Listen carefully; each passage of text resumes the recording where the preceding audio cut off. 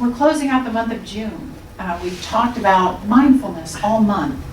And it's only perfect that we get to finish talking this month about mindful actions. And Barley's reading set it up perfectly with a list of things that are easy to do to make a difference in the world. And let me just review. So we started off the month and we talked about mindful breathing, following the breath, coming back to the breath over and over again to bring us into this right here, right now moment. We reminded ourselves that the only powerful moment we have is this one.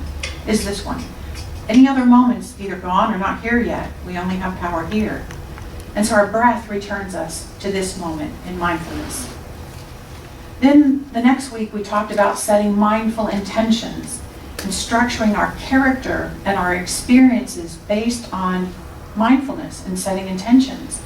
Great awareness, and we understood that harnessing the power of our thinking and our emotions and kind of putting those together, and when we do that, our intentions carry much greater power.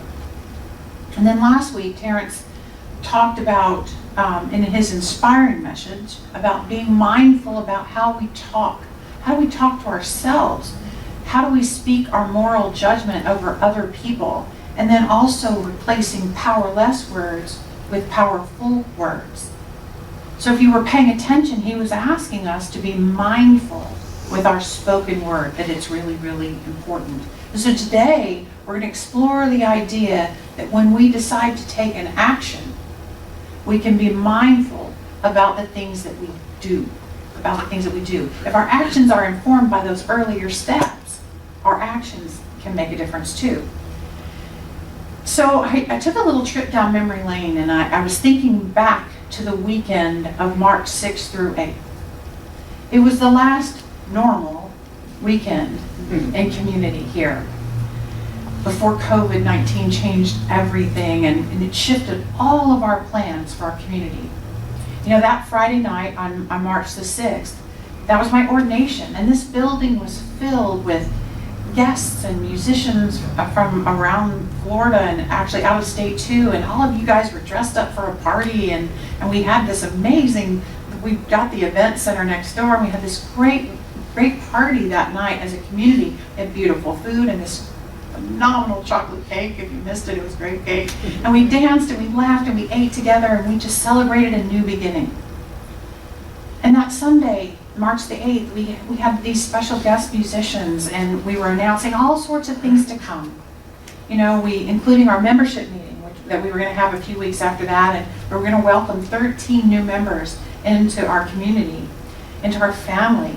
And we had just solidified these Wednesday night things that we were doing, and we were learning music together, and Derek had just kind of joined us, and a new addition to the team. Remember that weekend? Yeah. Remember that weekend? All right? It was a wonderful weekend, and we would all agree we were kind of hitting a place of great momentum as a community.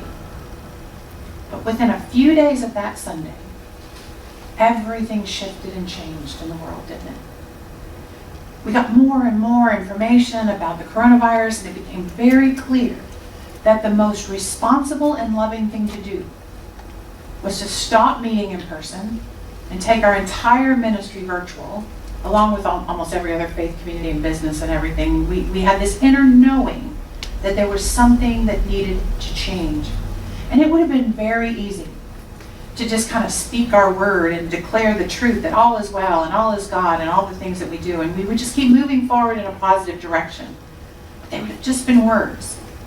And as my talk title is, Actions Speak Louder Than Words.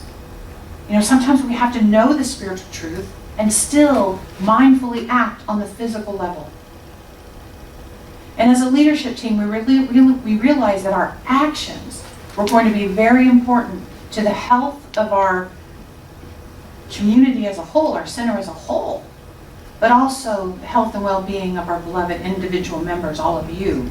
You know, we needed to take whatever logistical and financial steps that were necessary to secure the future of the center, at the same time protecting the safety of our very diverse population of our spiritual family.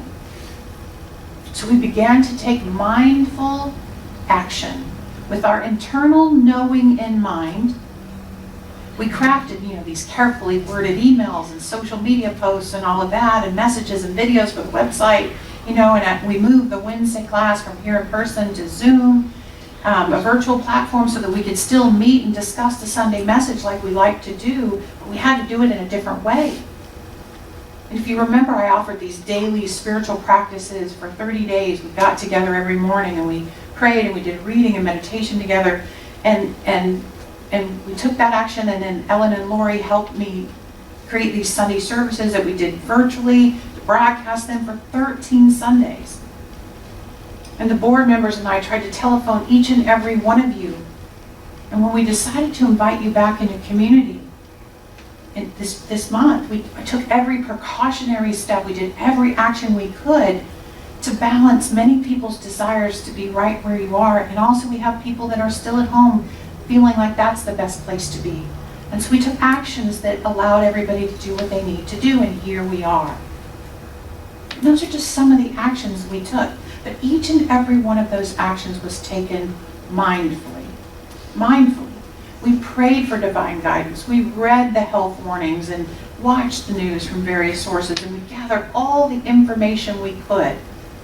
And we went within and trusted that if our mindful intention was to sustain the health of the collective and the health of the individual, the Spirit would be energetically supporting our moves. We were mindful and soulful, and that is a powerful combination. And right now, we are all living more mindfully than we ever have. I bet if you look back at your own experience of that first weekend in March in your personal lives, and you trace yourself forward to today, you will see where you have taken mindful actions, and you've been invited to take them to adjust to this pandemic. Maybe your work situation shifted, and you're trying to shift everything to be more virtual, or maybe you had to be mindful of your health and the health of others in your work environment, working from home, wearing masks or whatever protective equipment you had to do, and perhaps you made wide adjustments to your schedule to accommodate your children or the shifting schedules of others. All of us have had to mindfully decide whether or not to wear a mask. Please wear a mask, people.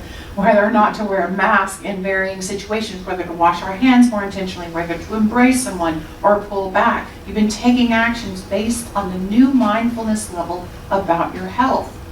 And we've been invited as a collective human race to become more mindful about the truth of the unity of our health. We are one body, and literally, when something impacts one of us as a cell in that body, it can impact all of us in the truth of our unified body experience as a human race. We have tried, for the most part, to take mindful actions as a whole, and it has made a difference.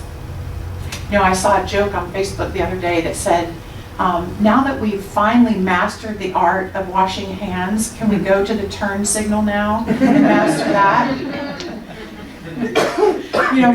Mindful action regarding our health, was has hopefully taken the place of how much we used to just talk about our health, talk about protecting each other from our health challenges.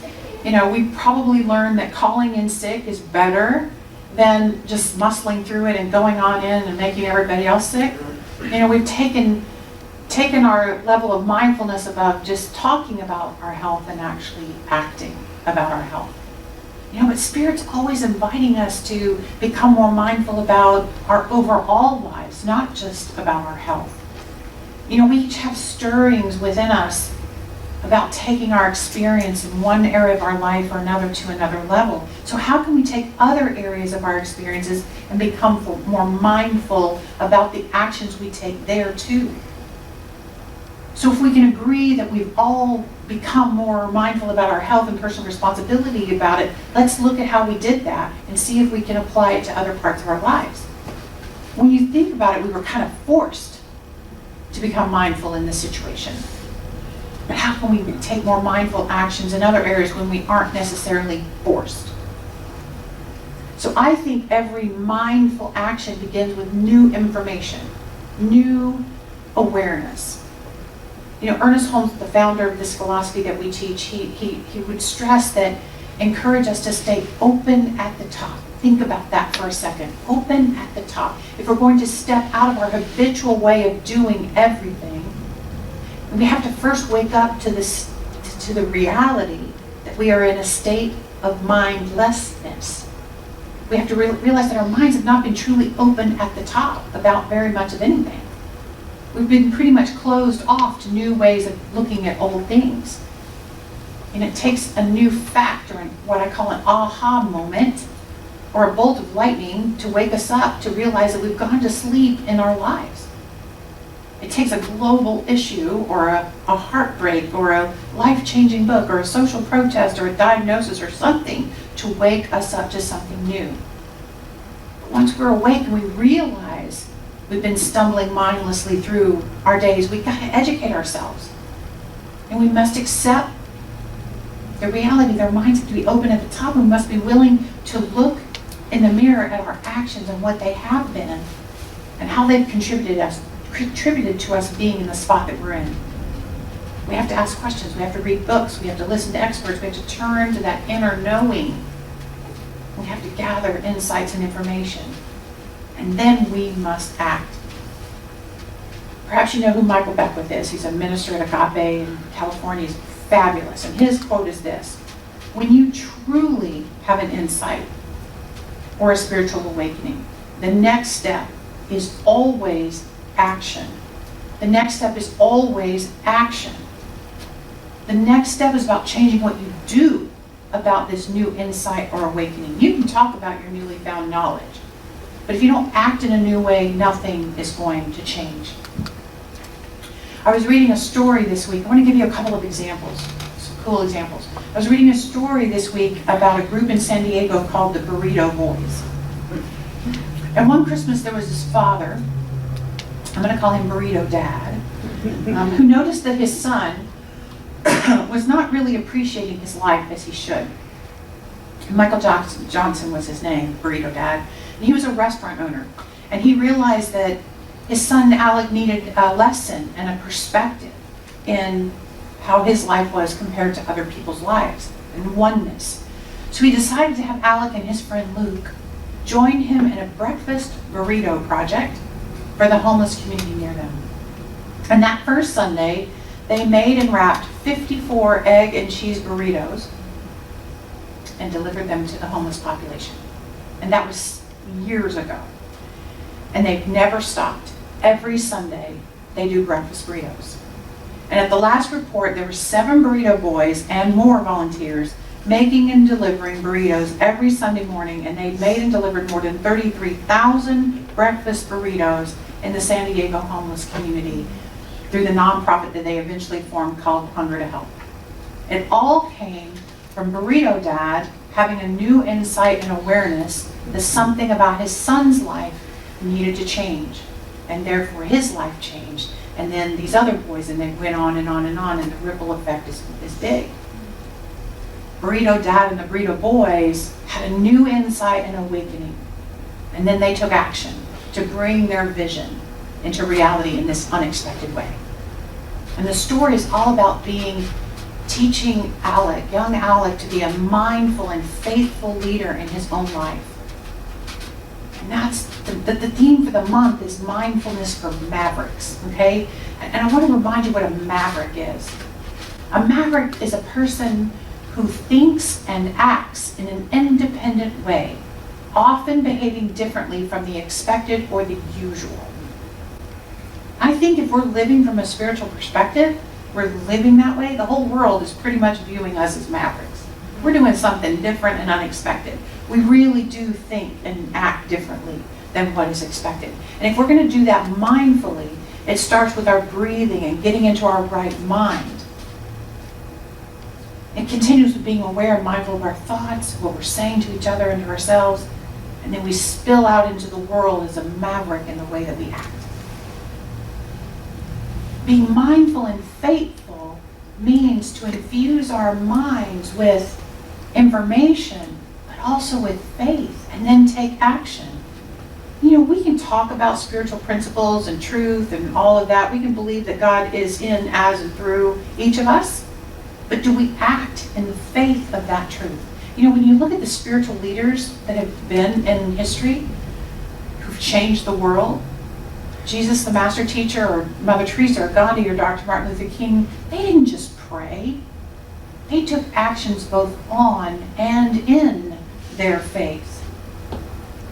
Jesus famously said, "These things and greater shall you do." He didn't say, "These things and greater shall you sit around and talk about or pray about." He said, "Do." The Buddhists teach all change begins with me. All change begins with me. And we can certainly use our mindful breath and prayer and thinking and all of that to plant the seeds we wish to see come into fruition in our lives. That's an important step, but we also have to tend to them. We have to pull the weeds, we have to water and fertilize these seeds. We have to take care of them. We have to actually do things for their optimal growth. What would our lives look like if we actually did something about the seeds that we plant in our prayers? Because once our mindful breath and thoughts have generated a vision for something to change in our lives, it's time to take an action. You know, I want to talk about an interesting historical figure that you may not even know about. You know, we just commemorated Juneteenth, which is the anniversary of the last day of slavery, or the freedom of the last slaves in Texas. And as I mentioned at the beginning of the service, June 28th is Pride Day, the anniversary of the Stonewall riots, and this is also Pride Month, where we celebrate diversity in the LGBTQ community. And I want to talk about Bayard Rustin. He's someone we should also remember because he stands as a leader in both the civil rights movement for people of color and also for gay rights. So Bayard Rustin was an openly gay black man. And he met Dr. Martin Luther King in the 50s and began working with King as an organizer and a strategist. You know, he was one of the people who taught King about Gandhi's philosophy of nonviolent resistance and advised him on the tactics of civil disobedience. And he assisted King with the boycott of the segregated buses in Alabama, and he was a primary organizer for the March on Washington for Jobs and Freedom, where Martin Luther King did the I Have a Dream speech. And then later in his life, Rustin also worked for gay rights too. But he's an example of a person of mindful action. I want to share a couple of his quotes. This is one of them.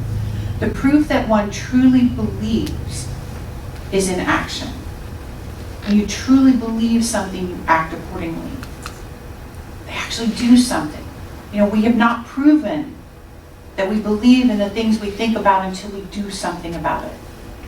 And Bayard Rustin not only thought and dreamed about equality, he acted mightily to move the world toward better equality. He proved his belief by his actions. He also said this, he said, "The real radical is that person who has a vision of equality and is willing to do those things that will bring reality closer to that vision." Talk about a world that works for everyone, but we also have to do things that bring that world alive in our own homes and in our own life circumstances. We have to do things that bring our vision into reality. And I have another beautiful example to share. In 1994, there was a missionary named Larry Mills, and he was on a mission in the Congo. And by chance, one morning, he encountered this young mother, and she was dragging herself along on the ground, along on this dirty, muddy path. She had a baby on her back, and she had 2 young children around her. And the mud in the village was so thick, and the image of this mother crawling in the mud stuck with Larry when he went home. He returned to the United States, and he knew that would not get out of his mind. And he knew that a wheelchair would be useless in the dirt, in the mud, in this village. But he had to do something. So he found these 2 friends, Mel West and Earl Miner, and they created a mobility cart for this mother. This changed her life. They took it back to her in the Congo and found her and gave her this cart. And they went on to form this nonprofit called Mobility Worldwide. And they build these carts to people in similar situations, because people in these villages will be like attacked by an animal or whatever, and they're maimed or they're crippled, and then they basically are outcast in the community because they can't participate anymore. And so when they build these mobility carts, it changes their whole experience. So these three examples, Bayard Rustin and Larry Mills and Rigo Dad, Michael Johnson, they took action. They took action. They didn't just become aware of a situation and think about it. They didn't just go back home and talk about it. They allowed Spirit to give them a vision and actually do something to bring reality closer to the vision that came up for them. Everyone should have mobility. Everyone should have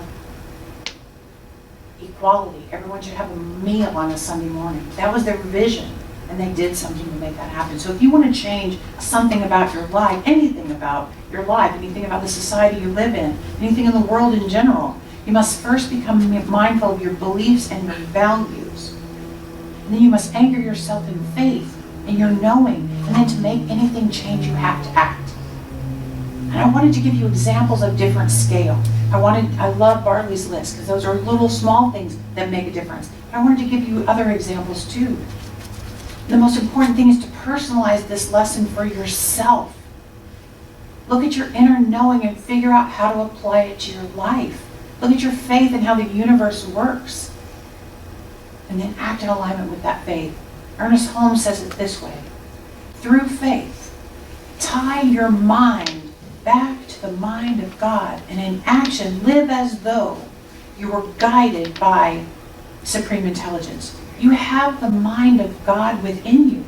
Act as if you know that's true. Act. It says that faith without works is dead. One could argue that faith without works isn't really faith at all. They're just inseparable, as Holmes' quote reminds us. We can sit in a room affirming the presence of electricity and extolling its values and talking all about electricity, but until we take an action by bringing in a lamp and plugging it in, switching it on, then we're just going to continue to sit in the dark. So we know we have the mind of God within us, but until we plug our lives into it, we're just going to sit without it being functioning in our lives. Mindfulness affords us the opportunity to commune with the divine. The mindful maverick prays to set their intention, meditates for divine discernment, and then takes action. Then it repeats this cycle again and again and again and again. And in closing, in the words of another maverick, Martha Graham says this: there is a vitality, a life force and energy, a quickening that is translated through you into action. And because there's only one you in all time, this expression is unique. And if you block it, it will never exist through any other medium, and it will be lost. The world will not have it. It is not your business to determine how good it is, nor how valuable, nor how it compares with other expressions. It is your business to keep it yours clearly and directly, to keep the channel open. There's work to be done. Let's get to it. And we have our affirmation, if you'll read it with me this morning. Every action I take emerges from knowing my oneness with all and serves the highest good. And so it is.